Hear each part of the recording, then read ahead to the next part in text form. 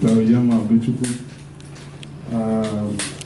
Your Excellency, sir, I came this morning to bring good tidings from my chairman, the Publisher Leadership Newspaper Group, and also to let you know that we hold you in very high esteem in our organization. There are awards and there are awards, but leadership does not give awards just for the sake of it. And it took us time. As a matter of fact, at the board meeting, I must let you know this, that it was a huge contest for anybody to pass through the eye of the needle to get this award. As a matter of fact, it also shows that if we have the right leadership in this country can move forward. We all know as media practitioners what education was in Bayelsa State before you came and what it is now. But amazingly, some of our board members didn't believe the story as narrated by somebody who knows Bayelsa very well. As a matter of fact, I must confess to you, it took calling our correspondent in Bayelsa to confirm, because it was too good to believe. From sub-zero, and you didn't stop at ground zero, and you just skyrocketed to about the third position in the country, and this is commendable. Sir, if you take education away from the people, you have destroyed a nation. And if only you can achieve this, it shows that you have the people of Bayelsa State in mind. And I'm sure that it is not even only Bayelsans that will enjoy this that you have provided. Other people from other states would also be enjoying. And I want to thank you for looking into the future, for seeing the future, and ensuring that the future is assured for Bayelsans and even those who are not Bayelsans but are living in Bayelsa State. Also, it's also curious that in spite of the difficulty of the terrain, you are still building roads. It's also curious that even with the complexity of that environment, you are still venturing into agriculture. I mean, this is amazing, and we just thought it that if somebody is doing this, the only thing to reward, although we say hard work and good work also require more. But while enjoining you to continue in this stride, we want to assure you that everything possible that we need to do to support you in Bayelsa, to take Bayelsa to the next level, we will do at the Leadership Newspaper. All you need to do is just a phone call away. Some of your media aides are colleagues. Fidelis is a colleague. Francis is also a colleague. As a matter of fact, you also picked from the leadership.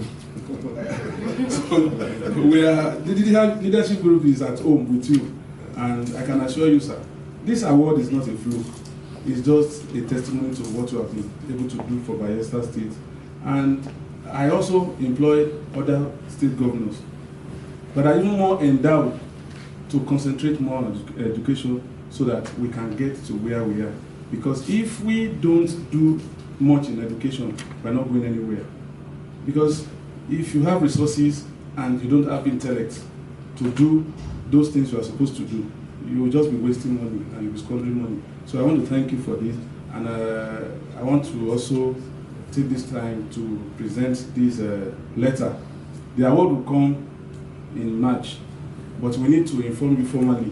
We were thinking of coming to Bayelsa, but fortunately, Mohammed decided to come to the mountain, and we just decided that we just needed to catch you. Although we will still be coming to Bayelsa, sir, to see things for ourselves, and to also do an extensive job on how you are able to transform education so that all other states can take a cue from you. I thank you very much for allowing us to come to see you in Abuja, the seat of power, and we also look forward to coming to see you in Bayelsa to also see on hand what you've been able to do in Bayelsa. Thank you very much, sir. Thank you. Thank you very much. Sorry, the team from the leadership newspapers, gentlemen of the press, very distinguished ladies and gentlemen. First of all, on behalf of the government and the good people of Bayelsa, And I think for me and my family as well, I want to thank you, the chairman, the board, and the management of the Leadership newspapers. A newspaper that, up until this moment, I didn't reckon with as a friend as such. Honestly, even though one of my media aides worked with you guys briefly. Your chairman and all of you are doing a great job. And I want to thank you for considering me fit, as we say, fit and proper person for this award. This actually is the first newspaper award I will receive. Not because I had a policy of being quite far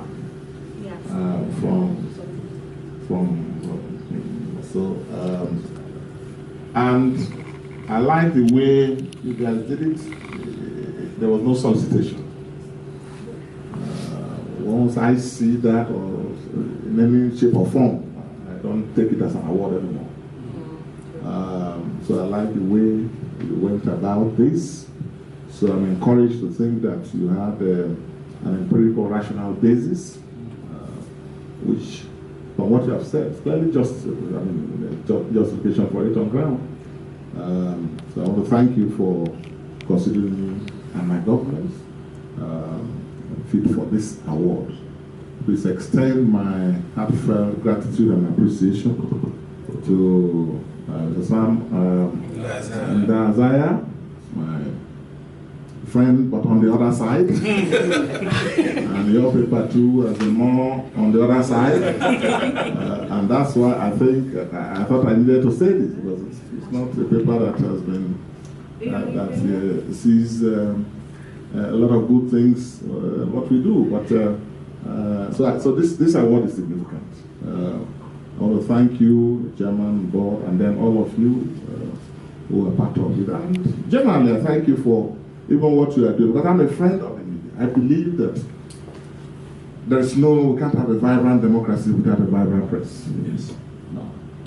We can't have a democracy without a press. That amounts to dictatorship. So even when, for those people occupying positions, even when they feel rattled, we all do once in a while by the press. And I think that is, I always tell people it's a useful price to pay for a viral and vibrant democracy. So I thank you for what you have done. Now on the subject matter of the award, which has to do with the developments in my state, particularly in the area of infrastructure and development. I have always said right from the day I was sworn in, and I came prepared with the roadmap. And on my inaugural address, I made it clear that my priority was going to be education, and yet more education. And I declared an emergency in education. And we followed through year after year, very difficult circumstances, both by reforms, by legislation, and by leadership. At the last count, we've spent close to 70 billion in educational infrastructure alone. I'm not talking of salaries of teachers and so on. Building schools, built almost 500 new primary schools with teachers' quarters for the first time in my state. Headmasters' quarters, teachers' quarters, so that teachers will find it comfortable when they're posted to rural areas. Done that, but it's still like a drop in the ocean because of the large number of schools, of the several communities that have to be covered, what were on it. Then we came to face the secondary education, which is the stage at which we lose these young people. That's secondary age bracket. That's the most critical bracket. Because if you lose a child at that level, then the child is probably lost forever. So we introduced boarding system, boarding education. And because there were no boarding schools in the state when I became governor, not even a single one, we had to begin the construction of boarding schools. And I had to visit the sites, most of the sites, myself, to even begin the clearing acquiring land. And now, at the last count, we have 15 model schools with boarding facilities. And each of them has a capacity of at least 600, 700 boarding students. Yeah. 15. In all local government areas. The top secondary school, which we call the elite secondary school, the John National Academy, is like a university. It has now a capacity of, in fact, the students there, the enrolled number of students there is 1,200, close to 1,300. And then we introduced compulsory scholarship at the secondary level, so that brilliant children won't be left behind. And because we're also changing a mindset that didn't place priority on education. And I didn't want brilliant children to be left behind just because their parents can't afford or don't think it's important. So we made it possible for the children to be selected on recommendation of the headmasters. And every year they take a competitive exam. And they are selected to fill these schools as our scholars. They are fed 3 times a day, they are clothed, the books are provided. And now we have over 5,000 of them. Our target is 10,000–15,000 in these boarding schools. And we have not stopped there, we are taking it further to the constituency level. So we have 25 constituency boarding schools. And now I'm giving 4 of them, each to one of the arms of our military services. I've given 1 to the Army, which I'll be handing over. Donated 1 to the Navy, donated 1 to the Air Force, and I propose to give 1 to the police too. So that they can also invest and support education. A combination of academics and discipline. So the John National Academy has students done from the 6 states of the Niger Delta where John people are living as state scholars. And we have not stopped there. We have scholars outside this country and within. And not only that, we started in this recession a brand new international university from scratch. And they are starting their first year degree programs this month, called the University of Africa. Now what I'm saying is, as I remarked 2 days ago when I attended, or Saturday, when I attended the function in the Nigerian Open University.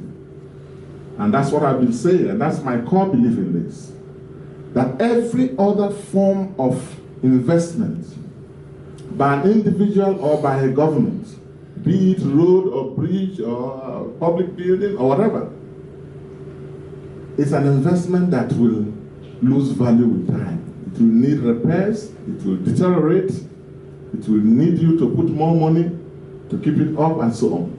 The only investment that has an inherent inbuilt capacity to multiply the positive gains down the line from generation to generation is investment in the human mind, investment in education. So I've always said that every other form of government expenditure is brick and mortar in the end, roads, bridges, except investing in the human mind. And that if we don't invest in education, then we should be prepared to build more prisons and more cemeteries.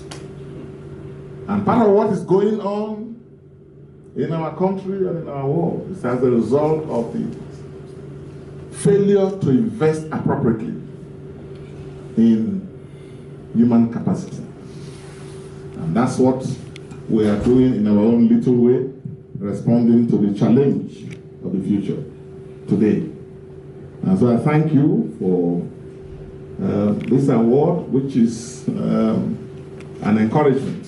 We feel encouraged to even do more, and we trust that I and members of my team will be gingered by this to even do more.